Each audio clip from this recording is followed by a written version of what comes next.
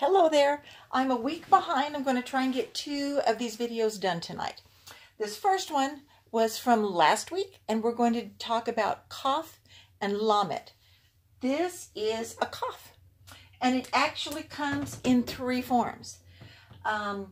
When it has the doggish, it sounds slightly different than when it does not. With the doggish, it's more like our K, K. It's a pretty hard K sound. Without it, it's the kind of sound that I can't make. It's wetter, and that doesn't do it. It's very wet and messy, and it's a gorgeous sound. I just can't make it. This is a Caf Sophite. That means that this letter takes this form at the end of a word. In the beginning or middle of a word, it'll look like that. This is what it looks like at the end. And a cough is supposed to be like your hand. Oh, and I should show you, it looks a lot like a bet, doesn't it? There's not much of a difference. The difference is, with or without the doggish, there's that tiny little ledge that sticks out under there. This is just like 3 parts of a square. So that's how you can tell them apart. A lot of the letters are easily confused, so watch for that. And when you see it printed, it might even have like a little bit of a curve to it, almost like a backward C, but it won't be real curved. Anyway, this is a cough, and it means a hand. And here is the word that says cough, and it means hand. This is a pay or a fay. With the doggish, it's going to make a P sound, and without it, it sounds like an F. We haven't actually gotten to that yet, but just know that this is the word cough. The cough can be used as a prefix as well. At the beginning of a word, it means like you were, like a man, like a dog, like saints. It'd be something where you say it's akin to, it's similar to.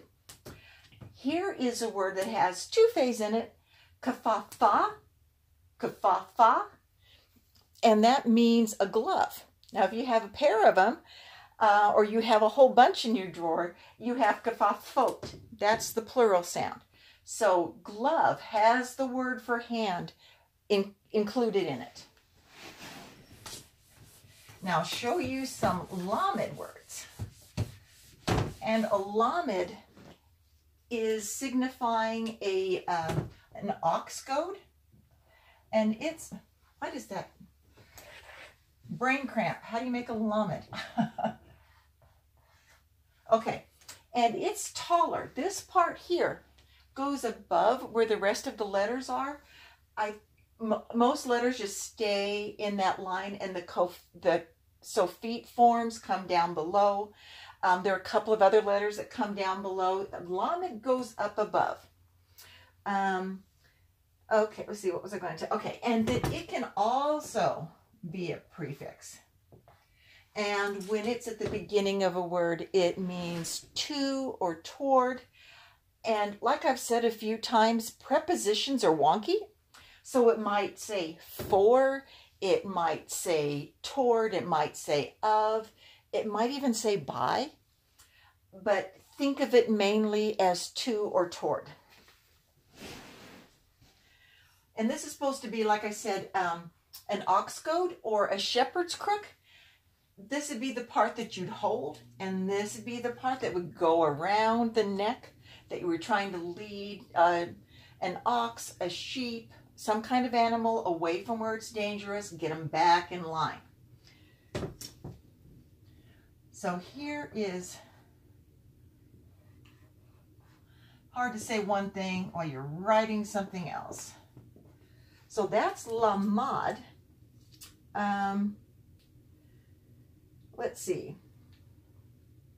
Okay, lamed means to teach, and that is what an ox goad or a shepherd's crook does, is it not? It is something that keeps you in the right path. Lamed is the same thing, and it can mean to learn or to teach, because haven't we all learned that if you're the teacher, you learn more than the students do? So they kind of go together. So that's Lamed. What was I? Okay, and hang on just a minute. This was a week ago. I can't remember what I said. Okay. Oh, the word for an ox goad. Duh.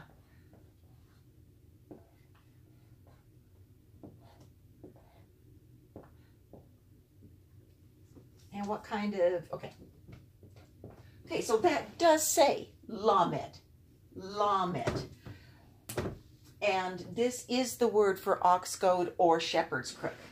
Now I wanted to explain where this comes from and why, how this means to teach. Because there's another word,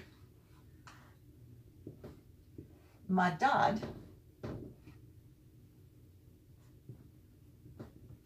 This is another three-letter root. It means to measure.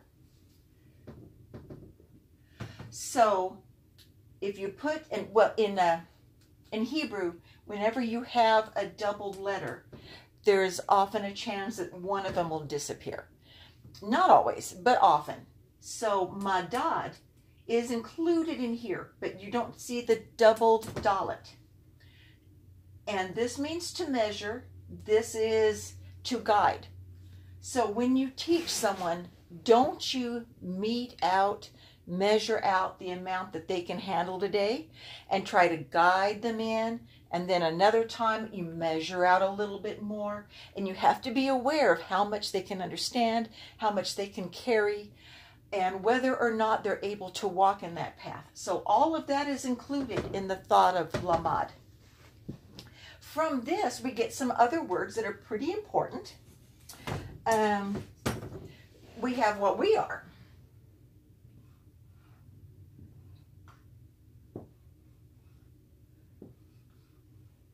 And does it have a, yes it does, okay.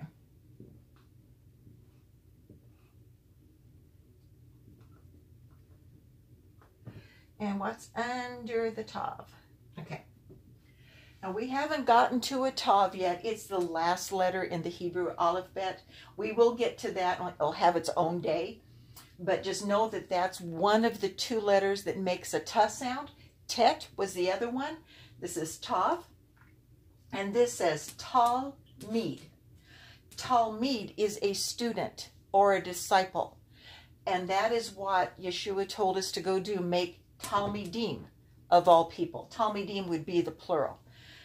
So we are supposed to learn, be disciples, follow in his footsteps, imitate him, all of that. That's where we're learning, not teaching, but it all works in together. So let's see. And when this is something else, a couple of words like madad and lamed that can work together and show you what it means. So here is the word for all.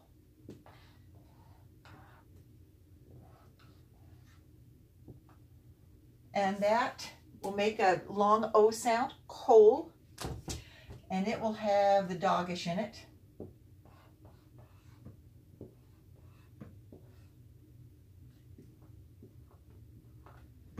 And this is lev. Without the dogish, it makes a V sound, remember? Lev. It means heart. And actually, the word started out being levav. So this is actually heart. But most of the time, you're going to find that that second vet drops off. So it turns into lev.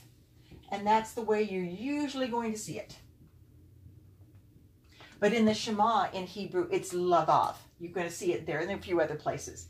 But that's lev, and it means heart. Kol means all. Now for any animal lovers,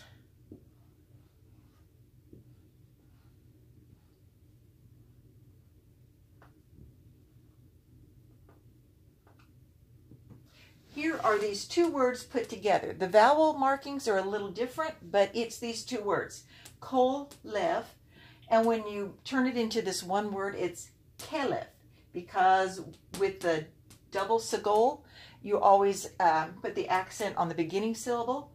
Kelef is the word for dog. A dog is all heart, is it not? Okay, so moving on. Oh, let's see. I've forgotten I was going to do all this. So I'm doing this in a hurry. I apologize.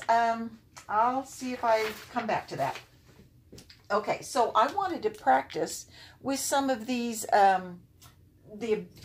prefixes that we've been talking about at different times. So here is ha, and it means the.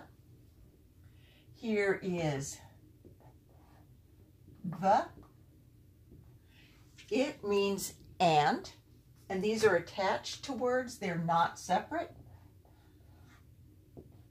Here's the lamed, to or toward. Two others, let's see.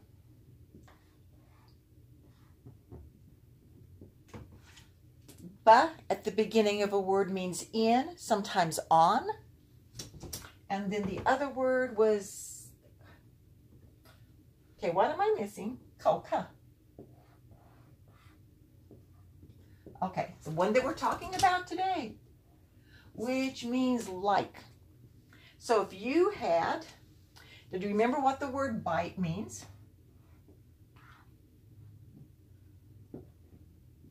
Bite is house. Okay, so bite, house. Now if you put ha in front, ha bite, the house. If you put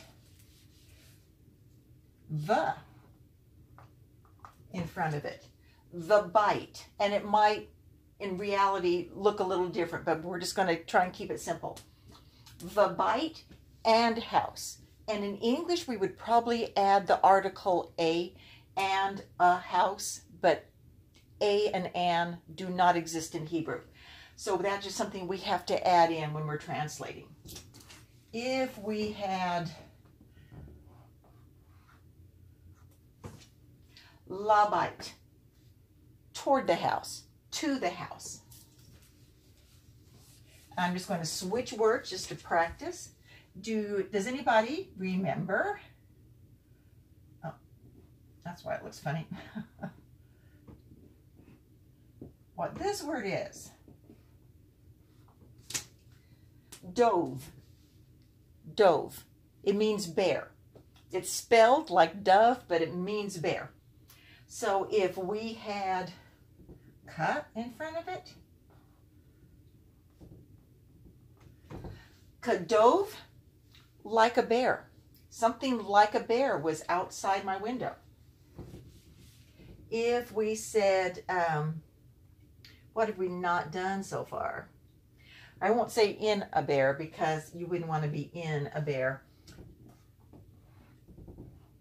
Ha dove. Now, whenever you put the ha in front, if there isn't already a dogish, you add one. Ha dove. That means the bear. It's not going to change the way this is pronounced. It's just the way the letters work.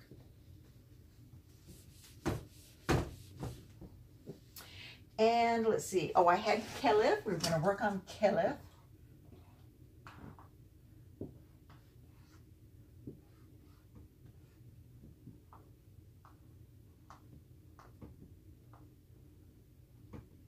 Kelef. So if you put a kaf in front of it, kelef, like a dog. I should have said in a house, bite, in a house, because we can be in one of those. Vakelef, and a dog.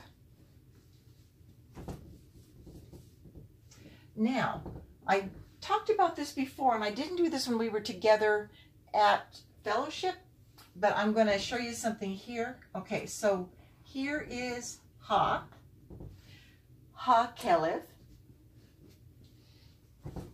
And then if you said like a dog. We just did that. And that's supposed to be a cough, not a bet. Okay. Kakelev.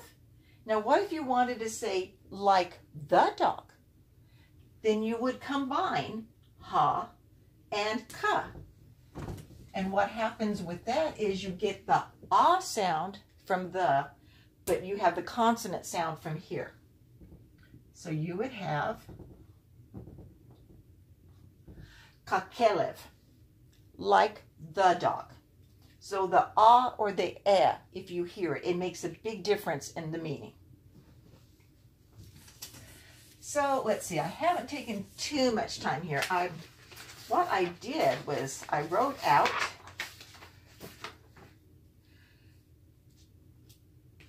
okay. This will take just a second. I hope you'll forgive me. Oh, I know. That's because I forgot to put something up there, didn't I?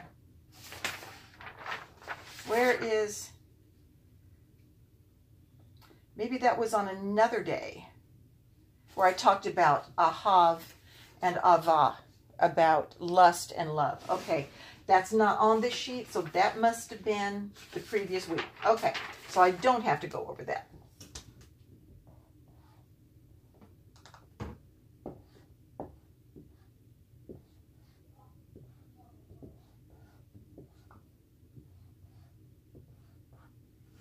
Okay, this is me always having to check all the vowel markings. And this is, oh, that's right, okay. Va'ahavta. This is the part of the Shema. We're going to just learn one of the lines. And, ahav, remember that word? It means love. Ta. The ta on the end means it's directed at a singular male. I don't think it doesn't apply to women, but that's the way it was written. And most things in the commandments, in the Torah, in the mitzvot, are directed at a group. You will all do this. This one is very individual. You personally are commanded to love. Oh, and another mention. Ahav, without that, just coming to here, that is he loved, past tense. It's also the three-letter root, so the three-letter root and the singular third person past tense are the same thing. Ahav means he loved, or you can just call it the three-letter root. But in biblical Hebrew, not in modern, but in biblical, when you put va at the beginning and, it flips the tense. So if this was future, it would now be past. Since it's past, this is now future. And you will love.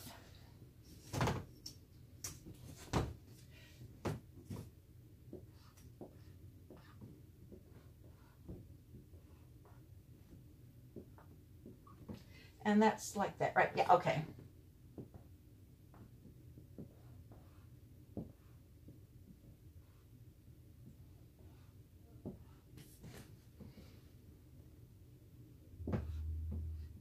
And you may recognize this. I'm not even going to put any vowels on it because I'm not going to try and dictate how you pronounce the tetragrammaton. We all feel like we know exactly how it's supposed to be said. Ditto for Yeshua's name. And we don't all agree. And I'm sure that we'll all be corrected a little bit when he comes again. So, but for now, I'm just going to leave it up to you. Let's see. It's hard to write one thing and say something else. Elo. And that just had this. Okay.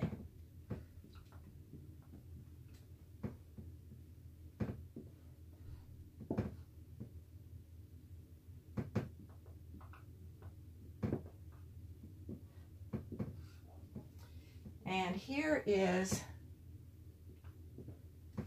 the Sophie for a cough. Okay. So, and you will love.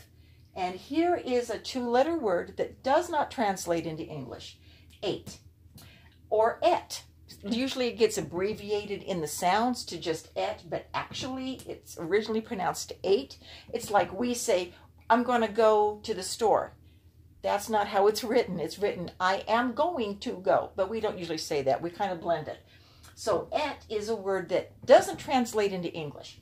It signifies that the word following it is a direct object.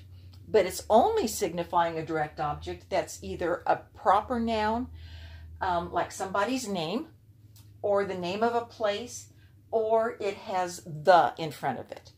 But it's not going to signify the direct object of cat, dog, house, whatever, if it's just one.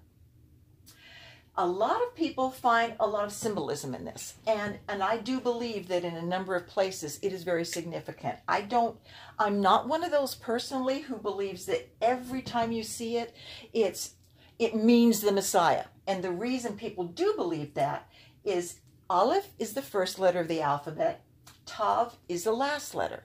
And Yeshua calls himself, the way it's translated in most of our Bibles, the Alpha and Omega. But he probably wasn't speaking Greek to his Hebrew Talmudim. He probably said, I am the Aleph and the Tav. But when it got translated into Greek, they used Greek letters. That's what everybody seems to believe. So when they see this, they say, oh, that's pointing at the Messiah. And I think there are times where it's amazingly symbolic. I do not believe that every time you see it, if somebody says, I threw the ball through the window, oh, that means the Savior threw the ball at the window. No, and I know, and I don't mean to step on any toes, but that's just my point of view. Feel free to find more significance than I do, or less. I'm just giving you my opinion, and I am still learning. If I were doing this video in another year, I might say, you know what? It's significant every time. I might change my view, but that's where I am right now. So, and you will love, who will you love? Yod He Vav He, or Adonai. I was taught by a Jew originally, and for those that watch Nehemiah Gordon or others, you find out that we're kind of trained to not read this. We just say Adonai when we see it. So that's how I will translate it. Feel free to put whatever translation, pronunciation, whatever that you want, whatever seems to feel right to you. And you will love Adonai Elohecha. This ka on the end, the kaf sofit, means your God. And you will love the Lord your God. And just one more line here.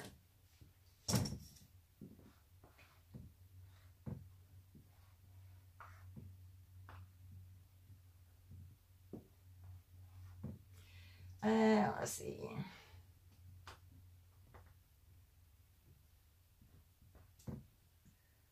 Oh, this is not going to fit. Okay, I'll write small or try to.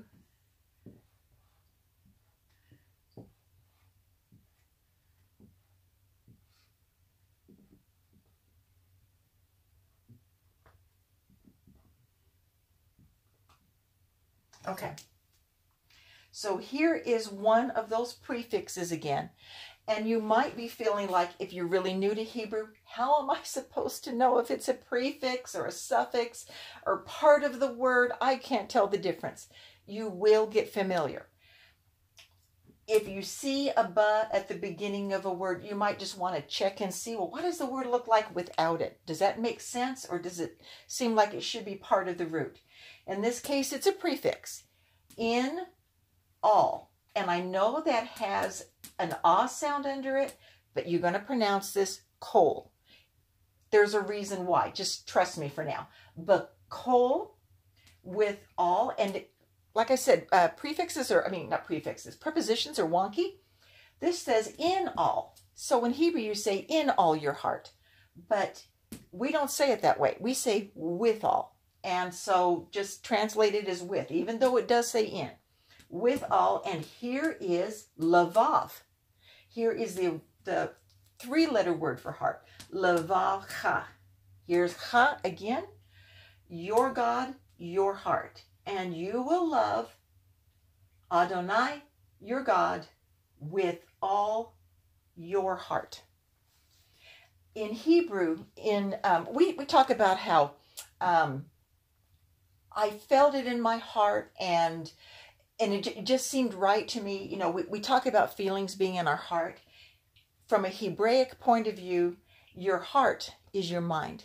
You think with your heart. What you feel with is your liver and your intestines. And that might sound kind of strange, but we kind of think that way too. We just don't pay attention to it. We'll talk about when I heard the news, it was just like being a sucker punch in the gut. Yeah, that's where you feel things, is right here. And your heart is where you think. So although your brain is the source of all that, metaphorically, you think with your heart. So when you read in the Bible about somebody having a hard heart, it doesn't mean they won't feel. It means they will not open their mind to a new truth. It has to do with your thoughts. So anyway, that is today, or that was last week. And in just a minute, I'll be back on and I'll do today's.